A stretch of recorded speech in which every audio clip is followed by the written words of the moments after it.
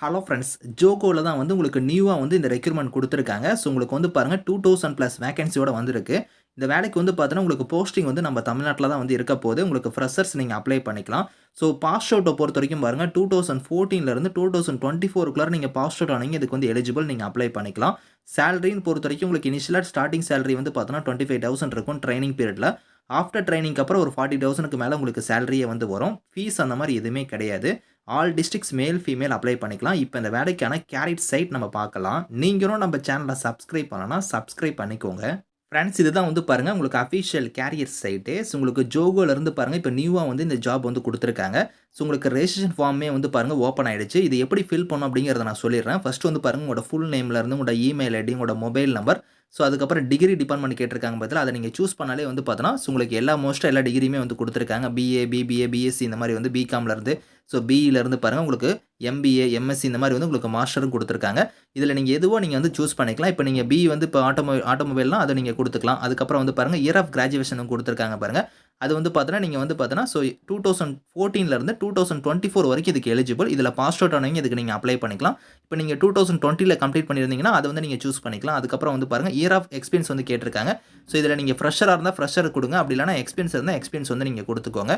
Current CDC என்னன்னு கேட்டிருக்காங்க. இதுலயே நீங்க வொர்க் பண்ணிட்டு இருந்தா அதுக்கான சிடிசி வந்து நீங்க குடுக்குற மாரி இருக்கும். 1 டூ 3 3 டூ 5 அந்த மாரி நீங்க குடுக்கலாம்.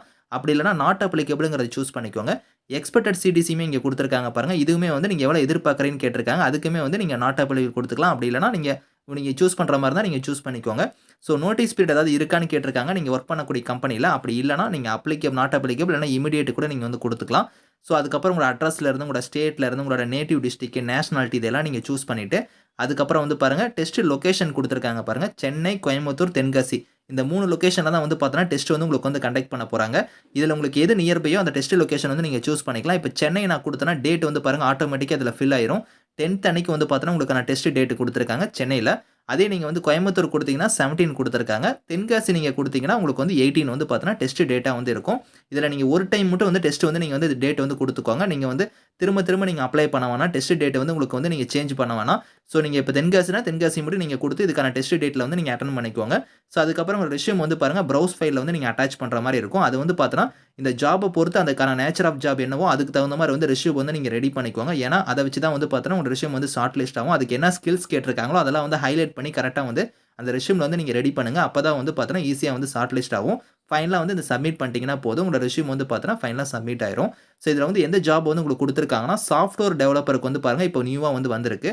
எக்ஸ்பீரியன்ஸ பொறுத்தவரைக்கும் பாருங்க 0 டூ 3 இயர்ஸ்ன்னு குடுத்துருக்காங்க பார்த்தீங்களா? 0ங்கும்போது நீங்க ஃப்ரெஷர்ஸும் அப்ளை பண்ணிக்கலாம். அதிகபட்சம் 3 வருஷம் உங்ககிட்ட எக்ஸ்பீரியன்ஸ் இருந்தாலும் நீங்க வந்து அப்ளை பண்ணிக்கலாம்.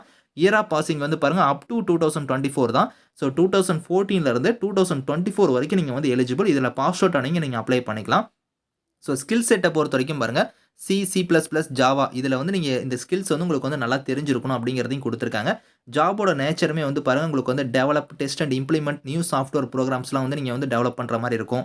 ரைட், கிளீன் அண்ட் எஃபிஷியன்ட் கோடா வந்து நீங்க வந்து இத வந்து பண்ற மாரி இருக்கும். அதுக்கப்புறம் ட்ரபிள் ஷூட்லாம் இருந்தா, அதெல்லாம் நீங்க வந்து பார்த்தோன்னா, சாஃப்ட்வேர் புரோகிராம்லாம் வந்து நீங்க மெயின்டெயின் பண்ணணும். ஸோ இந்த மாரி வந்து உங்களுக்கு இதில குடுத்துருக்காங்க ஒர்க் நேச்சரு. ஸோ அதெல்லாம் நீங்க கரெக்ட்டா வந்து நீங்க ரீட் பண்ணி பாருங்க. ஸோ நோட்ல வந்து குடுத்துருக்காங்க பாருங்க. 2025ல வந்து நீங்க முடிக்கிறீங்கன்னா, அவங்க நாட் எலிஜிபிள் அப்படிங்கிறத குடுத்துருக்காங்க.